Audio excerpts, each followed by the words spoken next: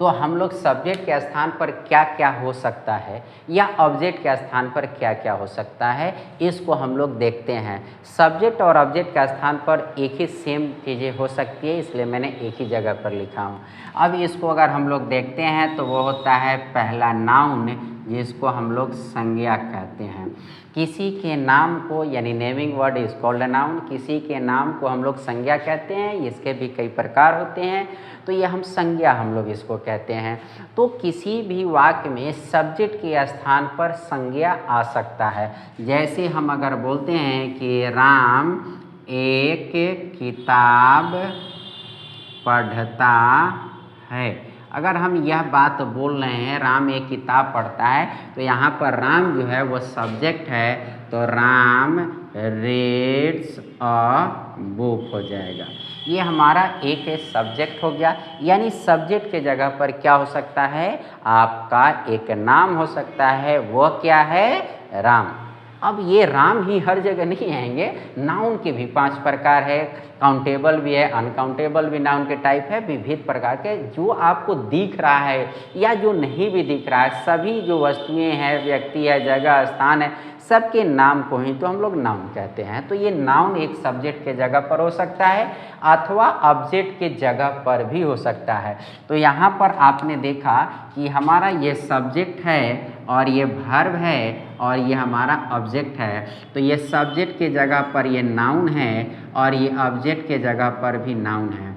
Book क्या है, एक कॉमन नाउन है, ठीक है ना, कॉमन नाउन है, ठीक है ना।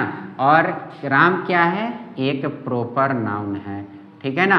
आप लोग कॉमन नाउन और प्रॉपर नाउन में अंतर करने के लिए बहुत सारे दिक्कतें होती है। आप इसको साधारण तरीके से समझ सकते हैं कि जिससे एक का बोध हो, वन को डिनोट करे, उसको हम लोग प्रॉपर नाउन कहते हैं, और जो एक से अधिक को डिनोट करे तब हम उसको क्या कहेंगे कि कॉमन नाउन कहेंगे।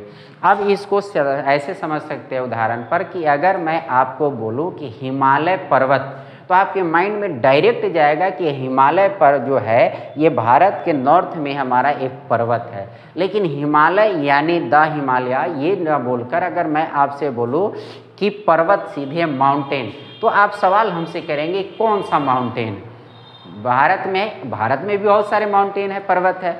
तो आपको जो एक से बोध हो उसको हम लोग कहते हैं प्रॉपर नाउन, और एक से अधिक का जो बोध हो जाए, अब कलेक्टिव भी नाउन होगा। यहाँ घबराए नहीं, एक स्पीसीज की, एक तरह की सेम प्रजाति की अगर हो, सेम जाति की, तो उसको कॉमन नाउन हम लोग कहेंगे।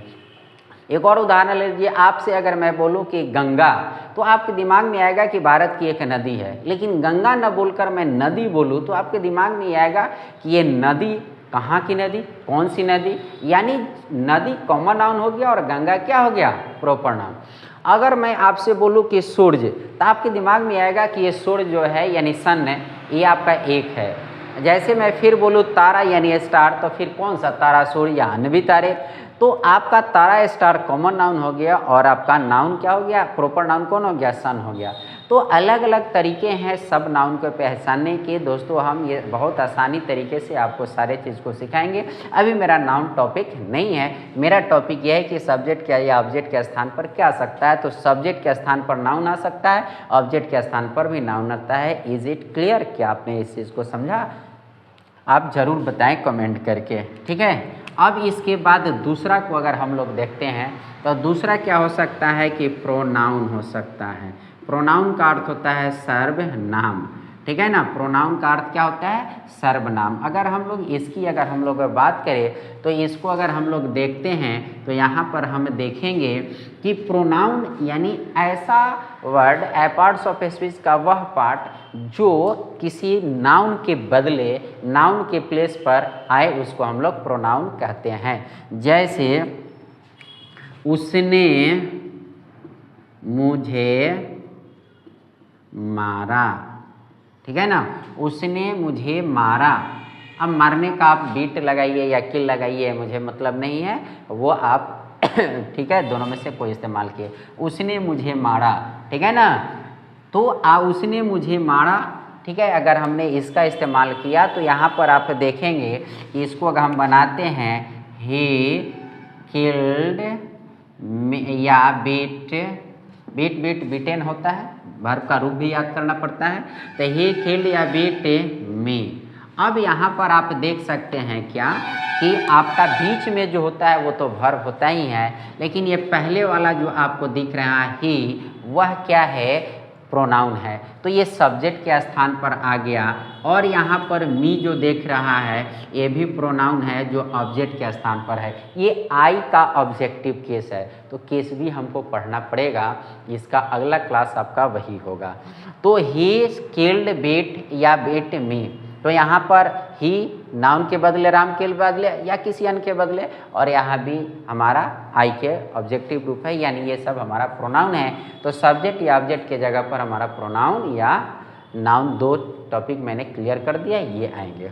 तीसरा है, उसको ज़रा आप गौर से देखेंगे, उसको हम लोग कहते हैं द प्लस एडजेक्टिव। हम लोग क्या कहते हैं, द प्लस एडजेक्टिव। किसी एडजेक्टिव के पहले सामान्य तौर पर द लगा देने से वो पूरे कम्युनिटी को बताता है। जैसे अगर हम लिखें अंधे लोग, ठीक है ना, बेसहारा होते हैं। अगर ये हम बोले हेल्पलेस होते हैं, उनको कोई हेल्प नहीं करता, उनका सहारा कोई नहीं होता है। तो अंधे लोग, अंधा का अंग्रेजी क्या होता है, ब्लाइंड, ठीक है ना। अंधे लोग का क्या हो जाएगा, ब्लाइंड। और ये ब्लाइंड है, इससे पहले अगर आप द लगा देते हैं तो ये सब्जेक्ट है। अब ये ब्लाइंड जो है वो क्या है, एडजेक्टिव है। एडजेक्टिव कैसे जानेंगे, किसी भी नाउन के पहले जो लगता है उसकी विशेषता बताने के लिए उसको हम एडजेक्टिव कहते हैं।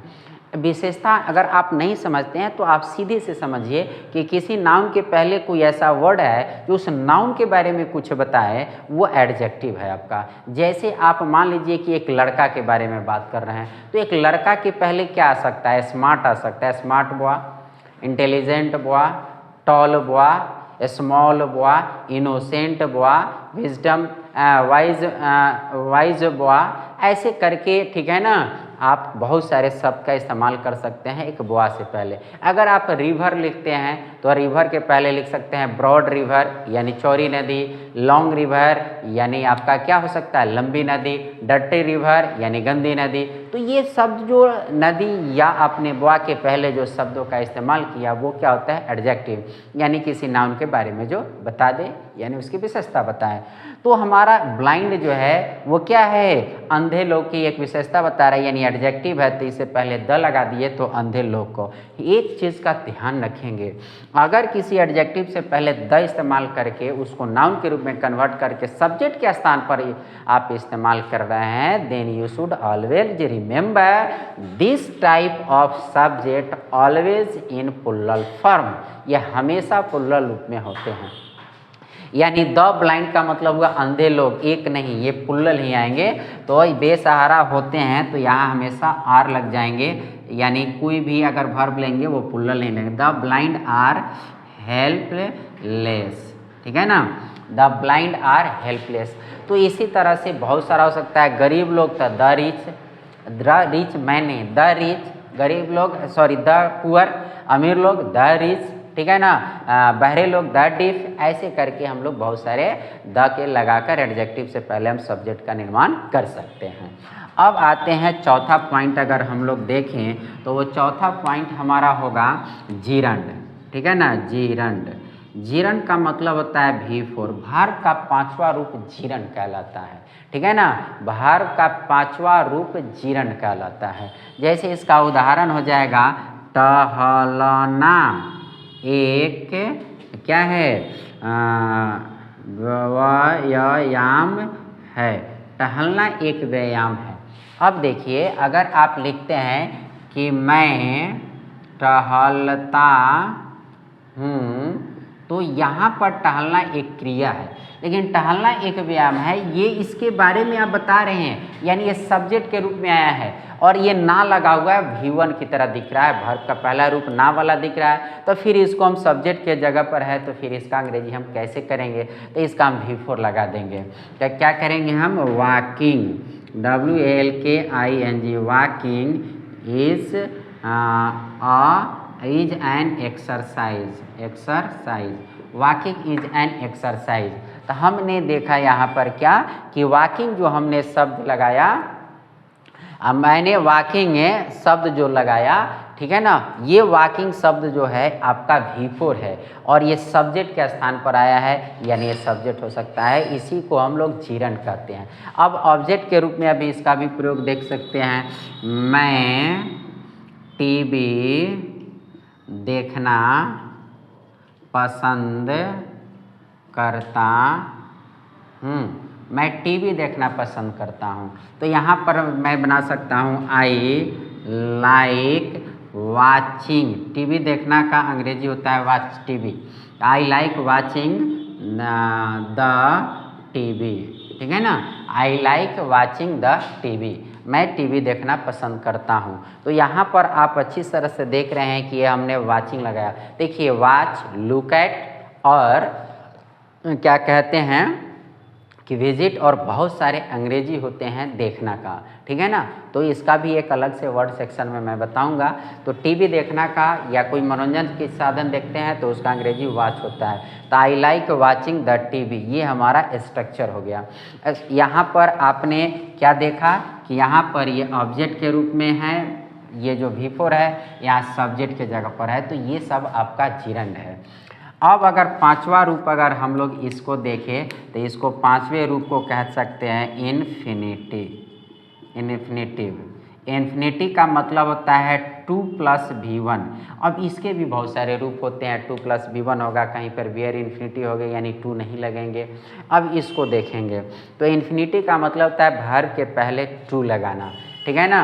अब यहाँ पर ज़रा गौर से देखेंगे, अगर इसी वाक्य को हम इसी दोनों वाक्य को इस इन्फिनिटी से बनाएं तो इसको हम ऐसे बना सकते हैं, to walk is an exercise, to walk is an exercise, टहलना एक व्यायाम है, यहाँ टू वॉक लगा सकते हैं। फिर I like watching the TV, तो यहाँ हो सकता है I like to watch the TV. अब यहाँ पर आप जो देख रहे हैं, यहाँ पर 2 + V1 जो सब्जेक्ट के जगह पर है, सब्जेक्ट इसमें दूसरे में आई है, लाइक आपका वर्ब है, तो 2 + वॉच जो है ऑब्जेक्ट है। तो यहाँ ऑब्जेक्ट के जगह पर भी आपका क्या आ गया, 2 + V1, यहाँ सब्जेक्ट के जगह पर भी आ गया 2 + V1। अब दोस्तों आप मैं इसको एक बार मैं समझा दे रहा हूँ कि आप सब्जेक्ट वर्ब ऑब्जेक्ट सीखना समझना कैसे पहचानेंगे, इसको मैंने पिछले क्लास में बता चुका हूँ। और यहाँ मैंने बताया कि एक वाक्य में सब्जेक्ट या ऑब्जेक्ट के जगह पर किन किन शब्दावलियों का हम प्रयोग कर सकते हैं, ग्रामर के कौन से पार्ट्स का, पार्ट्स ऑफ स्पीच के कौन से पार्ट का, तो हम नाउन का, प्रोनाउन का, द प्लस एडजेक्टिव का, जीरंड का और इन्फिनिटी का, यानी ये 5 सेक्शन का हम लोग एक सब्जेक्ट के जगह पर या ऑब्जेक्ट के जगह पर प्रयोग करेंगे। तो आप कोई भी हिंदी के वाक्य देखें तो उसमें सब्जेक्ट वर्ब ऑब्जेक्ट को पहचानें और ये 5 को ही सब्जेक्ट के जगह पर या ऑब्जेक्ट के जगह पर प्रयोग करें। हम लोग के अंग्रेजी सीखने में एक समस्या यह आती है कि हम लोग किस शब्द को कहाँ लिखें यही नहीं समझते हैं। पहले मैं ऑर्डर सिखा रहा हूँ, सिंगुलर प्लूरल और ये सारी चीज़ें, इसको आप अच्छे से समझेंगे।